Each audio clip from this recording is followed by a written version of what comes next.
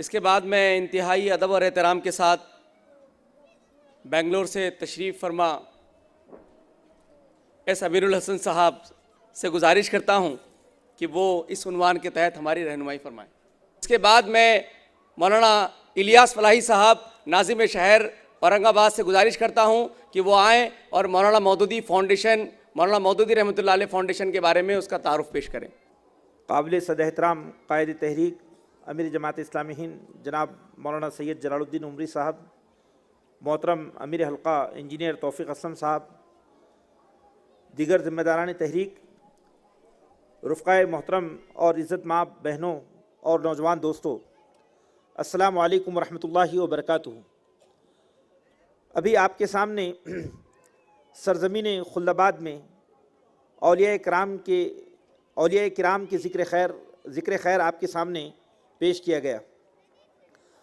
اللہ رب العالمین نے اورنگ آباد کی سرزمین کو، خلد آباد کی سرزمین کو بلا شبہ اس اعتبار سے کافی احترام بخشا ہے، تقدس بخشا ہے کہ یہاں پر اس نے اپنے برگزیدہ بندوں کو پیدا فرمایا ہے۔ اور اس طور پر اگر ہم دیکھیں تو اولیاء کرام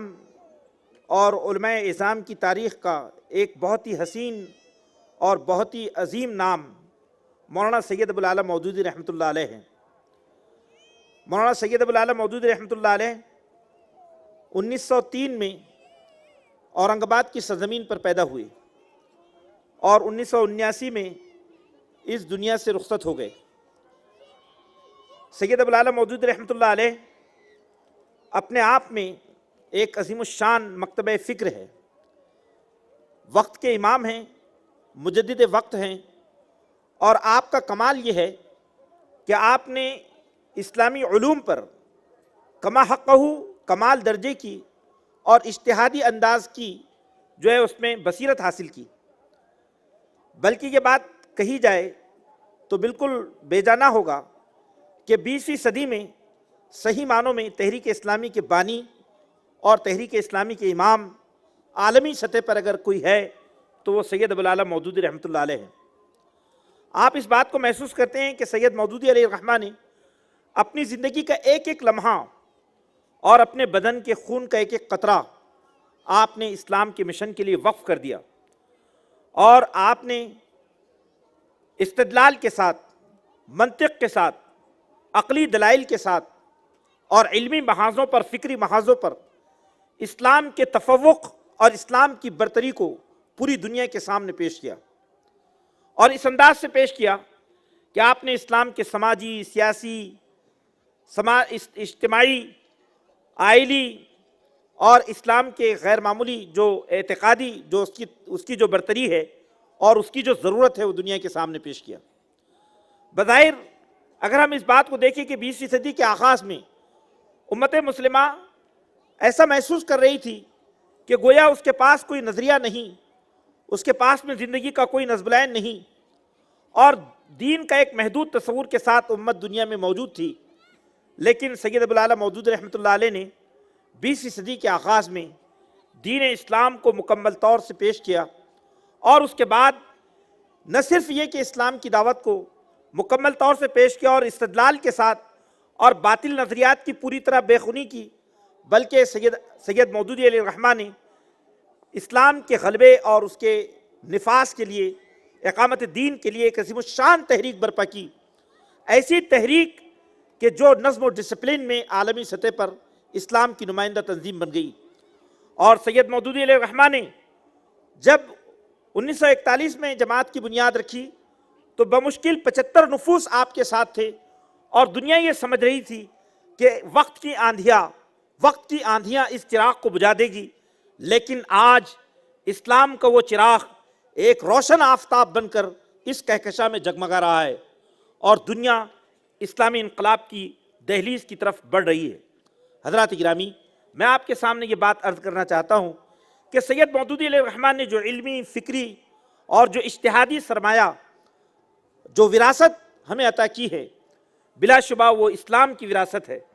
اور اس موقع پر ہمارے لیے سید مودودی علیہ الرحمہ کی کاموں کے خراج تحسین کے طور پر اگر ہم دیکھیں تو بلا شبہ پوری دنیا میں اس وقت بڑے بڑے تحقیقی ادارے، بڑی بڑی یونیورسٹیاں، بڑے بڑے مدارس سید مودودی علیہ الرحمہ کے لٹریچر کو فروغ دے رہے ہیں، لیکن جہاں آپ پیدا ہوئے، جو اورنگ آباد کی سرزمین ہے، جہاں سے آپ نے مولوی کا امتحان پاس کیا، جہاں آپ 5 سال کی عمر میں مسجد غلام غوث میں، جہاں آپ نے سب سے پہلی اپنی اذان پیش کی، جہاں آپ نے نمازیں پڑھی، وہ گھر آج بھی وہاں موجود ہیں۔ اور ہم یہ چاہتے ہیں کہ سید مودودی علیہ الرحمہ کے مشن کو ہم اس گھر سے بھی اس کو جو ہے زندہ رکھیں، اس کو لے کر چلیں۔ تو الحمدللہ اس سلسلے میں 2000 میں، یعنی آج سے 18 سال قبل، الحمدللہ تحریک اسلامی کے بزرگوں نے ایک فاؤنڈیشن قائم کیا، مولانا مودودی میموریل فاؤنڈیشن کے نام سے۔ تو مولانا مودودی میموریل فاؤنڈیشن یہ جو فاؤنڈیشن ہے، اس کے موجودہ چیئرمین محترم جناب انجینئر توفیق اسلم صاحب ہیں، جو ریاست مہاراشٹر کے امیر حلقہ ہیں۔ تو میں آپ سے یہ بات عرض کرنا چاہتا ہوں کہ یہ جو فاؤنڈیشن ہے، اس نے اس زمین کو خریدا جو تقریباً 2700 اسکوائر فٹ ہیں، اور اس زمین پر الحمدللہ ایک جو ہے پورا منصوبہ، جس منصوبے کی روشنی میں تقریباً 4 بڑے بڑے کام پیش نظر ہیں۔ نمبر 1 اس میں ہے کہ ایک اسلامی اور تحقیقی ادارے کا قیام، جہاں ریسرچ اسکالرز کے مطالعے اور قیام کی سہولت ہو۔ نمبر 2 ریفرنس لائبریری کا قیام، ریڈنگ روم کا نظم، جہاں اسلامی موضوعات پر مشتمل نایاب و نادر کتابوں کو جمع کیا جائے گا، اور علاوہ ازیں مولانا کی تصنیف کردہ تمام کتابوں کے نسخے اور مولانا کی شخصیت پر لکھی جانے والی کتابیں اردو، انگریزی اور عربی زبان کے علاوہ دیگر غیر ملکی زبانوں میں بھی جمع کی جائے گی، اور ملکی سطح کا اسلامی و دینی فاصلاتی تعلیم کا مرکز قائم کیا جائے گا، تاکہ عصری تعلیم کے فارغین بھی دینی تعلیم سے آراستہ ہو سکیں۔ اسے پورے ملک کے لیے ایک مرکز کی حیثیت حاصل ہوگی۔ اور نمبر 4 یہ کہ کانفرنس ہال کی تعمیر ہوگی،